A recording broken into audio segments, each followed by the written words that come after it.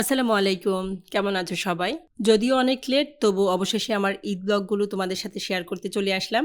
আসলে ঈদ উপলক্ষে আমার বাসায় গেস্ট ছিল আর পুরোটা রোজার মাসে ঈদে আমি এত ব্যস্ত ছিলাম, এখন মনে হচ্ছে সকল টায়ার্ডনেস আমার শরীরে ভর করে বসে আছে।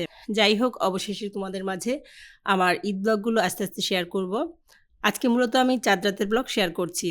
মূলত ঈদের আমেজ শুরু হয়ে যায় চাঁদ রাত থেকেই। আমি চেষ্টা করি ঈদের আগের দিনই অনেক কাজ শেষ করে ফেলার। কারণ মূলত আমাকে একাই এসব রান্নাবান্নার কাজ করতে হয়। ঈদের আগের দিন দুপুরবেলা আমি এখানে কিছু ডেজার্ট বানাচ্ছিলাম। এখানে আমি ১ কেজি গাজর খুব মিহি করে গ্রেট করে নিলাম গাজরের শাহী লাড্ডু বানানোর জন্য। অন্যদিকে ২ লিটার লিকুইড দুধ অর্থাৎ ৮ কাপ দুধ জ্বালিয়ে ঘন করে আমি ৫ কাপ করে নিচ্ছিলাম, কারণ এই ঘন দুধ দিয়ে আমি পুডিং তৈরি করব। দুধ ঠান্ডা করতে করতে আমি চুলায় ক্যারামেল বানাচ্ছিলাম। ক্যারামেল যখন আমার মন মতো পারফেক্ট কালারের হয়ে গেছে, আমি যে বাটিতে পুডিং সেট করব চুলা থেকে নামিয়ে সরাসরি সেই বাটিতে স্প্রেড করে দিচ্ছি। কারণ ক্যারামেল ক্রিস্টালাইজড হতে কিন্তু খুবই কম সময় লাগে, তাই গরম থাকতে থাকতে ক্যারামেল বাটিতে ঢেলে সাথে সাথে স্প্রেড করে দিতে হয়। ক্যারামেল বাটিতে সেট করে আমি পুডিংয়ের লিকুইড মিশ্রণটা তৈরি করছি। এখানে আমি ৫ কাপ ঘন দুধের সাথে ১০টা ডিম আর হাফ কাপ গুঁড়া দুধ মিলিয়ে পুডিংটা বানাবো। ডিম দুধ খুব ভালোভাবে মিশিয়ে ছাঁকনির সাহায্যে ছেঁকে বাটিতে ঢেলে নিচ্ছি। এখানে কিন্তু আমি ডিম আর দুধের যে মিশ্রণটা বানিয়েছি সেটা ২ বার ভালোভাবে ছেঁকে নিয়েছিলাম। এতে করে পুডিং কিন্তু খুবই স্মুথ হয়।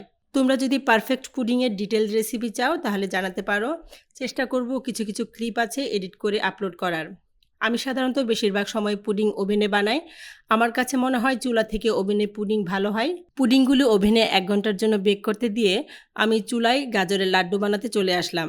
আমার হাতের এই গাজরের লাড্ডু ঈদের দিন কিন্তু সবাই খুবই পছন্দ করে খেয়েছে।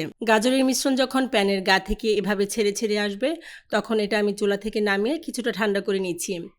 এরপর ২ হাতে ঘি মেখে যতটুকু সাইজের গোল করব সেই অনুসারে মিশ্রণ নিয়ে এভাবে ২ হাতের তালুর সাহায্যে লাড্ডু শেপ করে নিচ্ছি। লাড্ডুতে আমি বেশি করে গুঁড়া দুধ ব্যবহার করেছিলাম।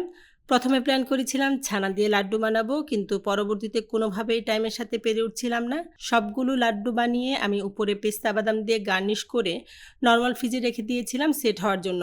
এরই মধ্যে কিন্তু আমার পুডিংগুলোও বেক হয়ে গেছে। পুডিং ২টা নর্মাল টেম্পারেচারে আসার পর আমি সারা রাতের জন্য ফ্রিজে রেখে দিয়েছিলাম। এতে করে পুডিং খুব ভালোভাবে সেট হয়।